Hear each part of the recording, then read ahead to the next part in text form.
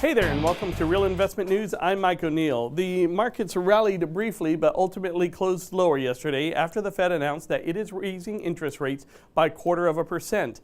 And it looks like the slide is going to continue. Market futures are down across the board. The Dow is expected to open 186 points lower, the S&P about 19 points. The Nasdaq is pointing down 76 points. That's about 1.1%. Overseas, only the Nikkei in Japan had a good day. It closed almost a full percentage point higher. The Shanghai Composite was down 0.5. The Hang Seng was down 1%. In Europe, the FTSE, DAX, and CAC, they are all down about 1% with just about 4 hours left to go.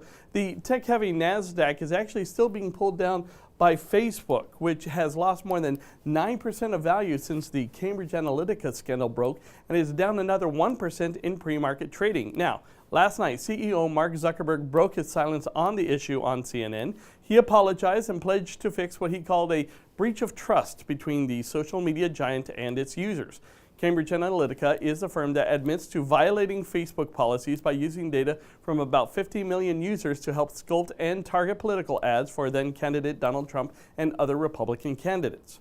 Now, speaking of President Trump, today he is expected to announce tariffs targeting about $60 billion worth of Chinese goods. That's about 10% of what China exported to the U.S. last year. The tariffs are meant to punish China for what the administration calls unfair trade practices. China is already warning of retaliatory tariffs if that happens. And today, the fight over the AT&T Time Warner merger hits the courts. The Department of Justice is suing to block the merger, and the case is expected to have a big influence over the future of media and communications industries.